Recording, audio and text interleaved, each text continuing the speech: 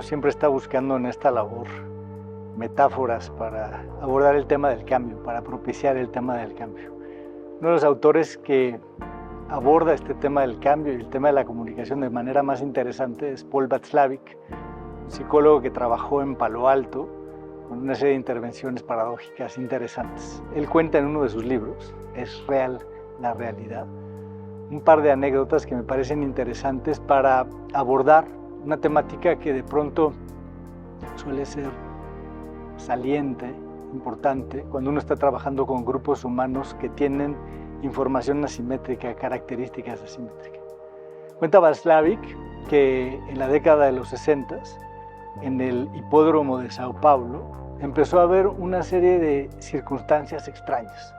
Resulta que en un periodo de 3 o 4 meses hubo una serie de accidentes que no tenían explicación alguna. El único patrón consistente en todos esos accidentes es que una serie de turistas americanos que habían acudido al hipódromo empezaron a caer de una de las tribunas teniendo aparatosísimos accidentes, golpes estrepitosos, lesiones formidables. Así pues, la primera aproximación a la problemática de manera sensacionalista en los periódicos fue: ¿es que acaso los americanos vienen al hipódromo de Sao Paulo a suicidarse? Václavic dice, esa hipótesis es característica del pensamiento monádico, es decir, cuando linealmente solamente atribuimos al individuo las razones de su comportamiento, pero frecuentemente hay que pensar de una manera más sistémica para poder encontrar la respuesta a este tipo de problemáticas. Resulta que armaron un equipo de psicólogos sociales que empezó a investigar la cuestión y dio con el quid. Pronto encontraron que la respuesta estaba ligada a la proxémica. La proxémica es el estudio del espacio personal. Esencialmente tiene que ver con la realidad de que cada uno de nosotros como personas tiene o establece un espacio personal que de alguna manera constituye su zona de seguridad. Para establecer vínculos íntimos siempre consideramos mantener ese espacio personal. Y resulta que la definición de esa proxémica, de ese espacio personal, es una definición profundamente cultural. Por ejemplo, las culturas latinas establecen ese espacio personal relativamente corto, es decir, con 30 centímetros de distancia respecto de nuestro interlocutor, basta como para sentirse cómodos y entablar una conversación íntima. Mientras que para las culturas anglosajonas, en general, esa proxémica, ese espacio personal, es mucho más larga, es decir, más o menos entre 40 y 50 centímetros. Eso explicaba entonces la problemática que había ocurrido ahí en el hipódromo. Pues cada uno de los invitados americanos que venían con sus contrapartes brasileiras a disfrutar de los caballos y las carreras, típicamente tendía a establecer un diálogo en donde de principio se establecía una cierta distancia entre ambos interlocutores. Los brasileños, naturalmente por su condicionamiento cultural, tendían a cerrar ese espacio para acercarse y establecer una distancia cómoda en la intimidad con sus contrapartes americanas. Los americanos, a su vez, volvían a ajustar ese espacio, pues para ellos la comodidad estaba establecida a 50 centímetros, no a 30. Poco tiempo después, los brasileños tendían a cerrar ese espacio para volver a establecer una distancia cómoda, los americanos volvían a ajustar. Y en ese baile de ajustes proxémicos, pues resulta que inevitablemente los americanos se acercaban al balcón y terminaban cayendo al vacío. Así pues, el descubrimiento de algo que no era explícito, sino que más bien estaba en circunstancias implícitas, culturalmente programadas, es lo que explicaba por qué habían ocurrido cada uno de estos accidentes.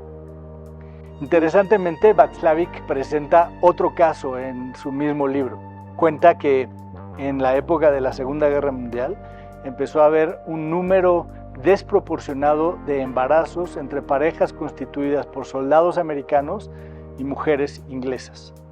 Más allá de cualquier explicación lógica, digamos que supondría uno, ocurre cuando hay dos grupos humanos que están más o menos conviviendo en el mismo espacio. Parte de las primeras explicaciones, también sensacionalistas, eran que probablemente los soldados americanos eran unos don Juanes consumados o que posiblemente las mujeres inglesas eran descocadas y de costumbres ligeras. Sin embargo, este mismo grupo de psicólogos sociales se aproximó a la tarea con una mirada distinta. Pronto descubrieron que culturalmente todos nosotros, así como si fuéramos animales de la naturaleza, tenemos programados un ritual, digamos, de conquista, un ritual de seducción. Ese ritual de seducción típicamente tiene una serie de pasos que nos programan y nos predisponen para interpretar la situación de la conquista de una manera ordenada, con esa lista de pasos, digamos. Lo interesante es que los investigadores descubrieron que en el caso de los americanos, el protocolo de conquista, digamos, tenía 30 pasos. Igual en el caso de las inglesas tenía 30 pasos. La delicadeza del asunto estaba en que, por ejemplo, en el caso de los americanos, el paso 3 estaba constituido por el beso en la boca. Es decir, los americanos iniciaban la situación de conquista aproximándose, cerrando el ojo, diciendo alguna palabra, y en el paso 3 estaban listos para lanzarse al beso en la boca. Mientras que para las inglesas, el beso en la boca era el paso 27 de los 30 pasos de la conquista. Luego entonces, una vez que sus contrapartes americanas se lanzaban en el paso 3 a pretender darles un beso en la boca, las inglesas se encontraban frente a la coyuntura de tener que decidir o bien rechazar el beso que les proponía su contraparte americana o bien proceder. Ahora, lo interesante es que en el protocolo de las inglesas, el paso 28 después del beso en la boca constituía ya quitarse la ropa, digamos, y estar en posición de entrar e iniciar una relación sexual. Y este arrebatamiento, esta falta de coordinación, digamos, de cadencia entre ambos protocolos de conquista, explicaba bastante bien los malentendidos que derivaban en una especie de arrebatamiento que terminaba en una relación no planeada y por lo tanto un embarazo no planeado. Pero sin embargo, esto no hubiera sido evidente si uno nada más hubiera asumido un paradigma de entender individualmente con un prejuicio o incluso con algún tipo de teoría acertada, que era lo que cada uno de los miembros por separado aportaba a la relación, al vínculo, al vaivén. No era sino hasta que se asumía las dos partes de la ecuación, es decir, un pensamiento sistémico, que era posible entender la problemática que subyacía a este tipo de accidentes. Esto es interesante porque nos pone frecuentemente en la perspectiva cuando trabajamos con organizaciones a tratar de entender que no solamente es lo que es explícito lo que constituye el éxito de un diálogo. Frecuentemente nuestros clientes, por ejemplo, asumen que se están entendiendo porque en lo manifiesto de alguna forma están intercambiando palabras, acuerdos, etcétera, etcétera, cuando es frecuentemente más bien lo que está latente, lo que está subyacente, lo que está programado de manera cultural inconsciente, lo que está determinando en realidad la manera en la que bailan. Esto nos ha pasado, por ejemplo, con grupos de diferentes generaciones familiares, la segunda y la tercera generación, cuando parece que usan las mismas palabras, pero que hay asunciones o que hay acuerdos que están programados más bien en una especie de acuerdo generacional que hace que no se entiendan enteramente. A veces pasa también entre funciones o miembros de funciones distintas, digamos, o miembros de compañías distintas. Parte del reto consiste justamente en poder traer a colación y proponer un escenario en donde se entienda aquello que está actuando subyacentemente.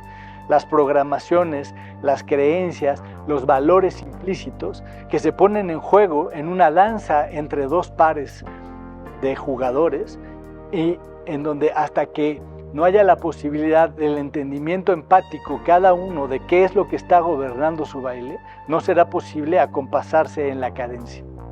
En consecuencia, para encontrar la distancia óptima, para poder bailar con otro de manera cadente y de manera efectiva, es esencial entender qué es lo que subyace, empatizar con eso que es lo que subyace. De lo contrario, no está condenado a los accidentes, ya sea a caer violentamente de un sitio o a quedar atrapado en un compromiso que uno no quería y no esperaba.